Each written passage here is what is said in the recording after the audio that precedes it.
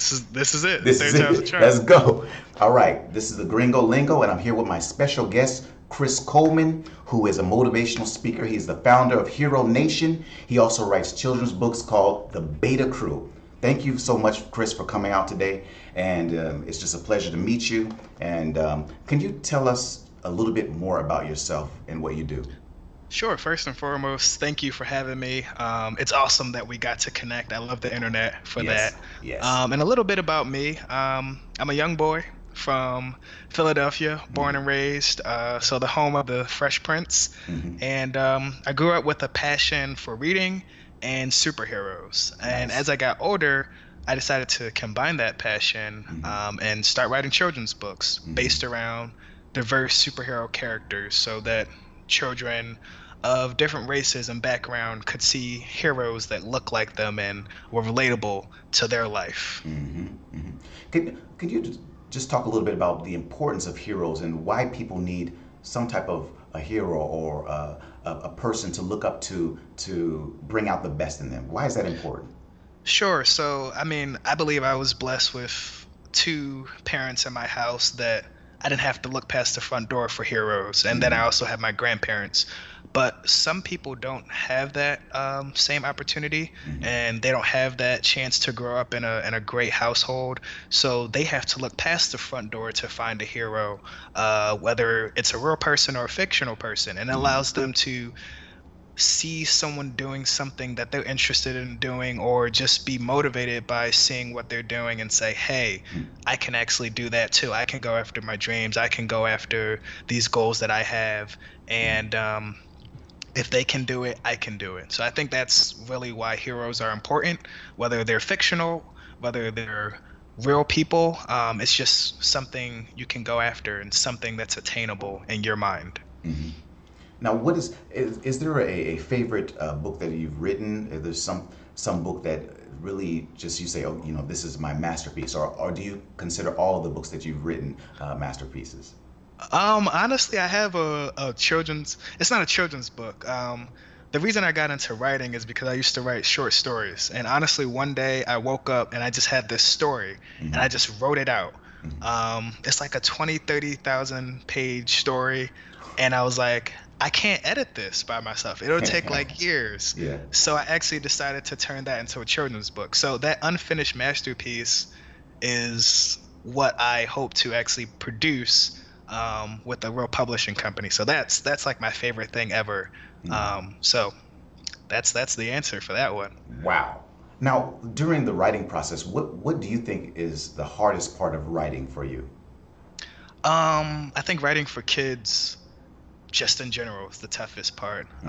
I don't have children. Hmm. The only experience I have working with kids is, the 5 years I had working at a summer camp.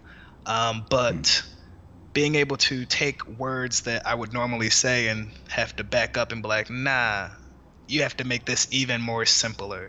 Like the concepts have to be simpler, the Hmm. situations have to be simpler.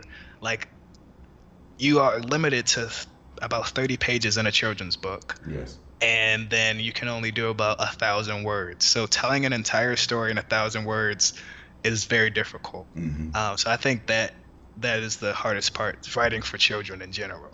Wow. And I know some of these books, well, all of your books, I believe, will be an inspiration for those that read them. What else inspires you to write? Um, it's a good question.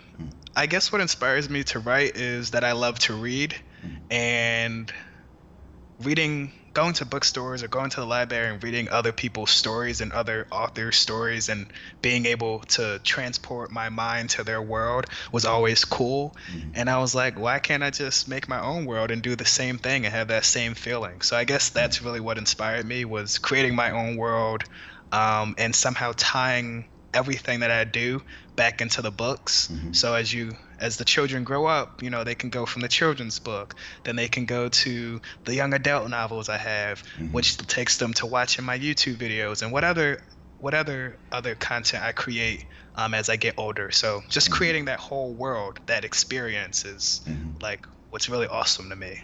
Great, great. Well, now, what advice would you give aspiring writers, those that want to write children's books or novels, or What advice can you give them starting out?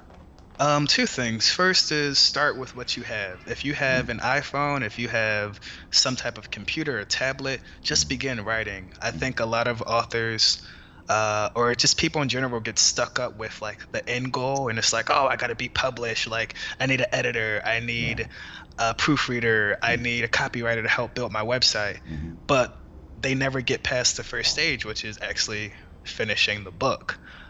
So I would just say begin with what you have, don't overthink it. And over time, this leads into the second thing, right. patience.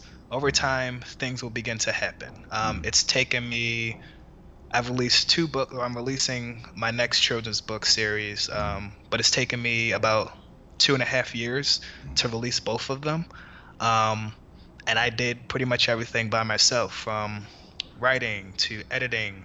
I hired illustrators, but I was paying them out of pocket. mm, Luckily, I make videos, so I can make all my book trailers and promo material. Um, I didn't have a PR person for my last book, so I was doing all the marketing myself, booking all my speaking engagements to sell the book. wow. So I would say patience.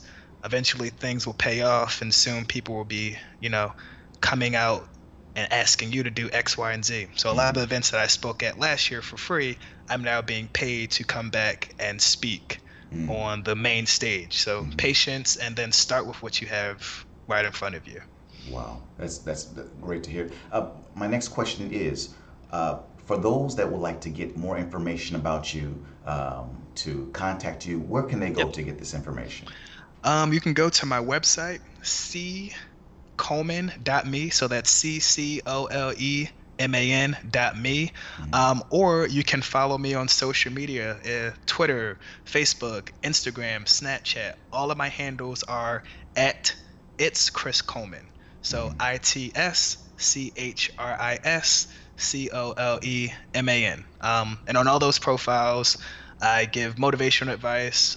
Sometimes you may see my humorous side. I do a lot of funny things on Snapchat. And then also, I just give you behind the scenes of running my two businesses. So, what mm. it's like being an author, and running my other company, which is a video production company. So, Nice, very nice. For all those that are watching this video, I'll definitely post the links to his channel and his websites and his all his contact information. I will post at the end of this video.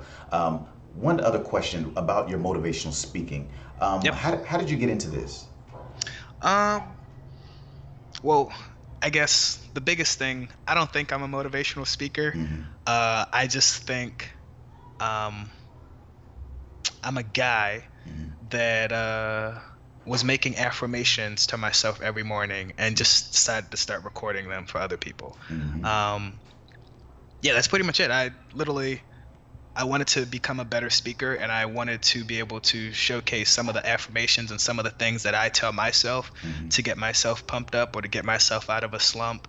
And I started sharing them on Hmm. Twitter, started sharing them on YouTube, and then it kind of slowly like ballooned. And when I had this following, and they're like, "We love your stuff," and I'm like, "Okay," like I'll just keep telling you what I'm telling myself, and Yes. yeah, that's kind of how I got into it. Wow. What is a affirmation that you use, maybe in the past or uh, daily, that keeps you going, keeps your battery charged and your life flowing and your energy rising? What is an affirmation that you use, a daily affirmation that you use that you can share? Yeah, I honestly got this from a good friend of mine, named Lalita. We had like a phone call one day, and she was like, "Yo, like, you're worth it." And I Hmm. was like, "Dang, that's like one of the most powerful things I ever heard. It's so simple, but like, you're worth it." And I Yes. think a lot of times we don't think we can do something because Mm-hmm. of where we're from or what we look like or our circumstances at the moment. Mm-hmm. And I just had to tell myself like, "Yo, you're worth it." And that's something that I say all the time. It's just like, you're worth it. You got this. Like, take your baby steps, and eventually you'll be striding and running across the floor. So that's something I honestly tell myself every day. You're worth it. Wow, I'm gonna steal that one. I'm gonna Listen, definitely steal it. as my grandma said, first time give me credit, second time it's all yours. Definitely. Chris, thanks again for joining me in this interview. I really appreciate it. Again, for those that are watching this video, I'm going to post it at the end of the video. Again, thanks, and I'll see you next time, and have a good day, Chris. Thanks for having me and have fun, everybody.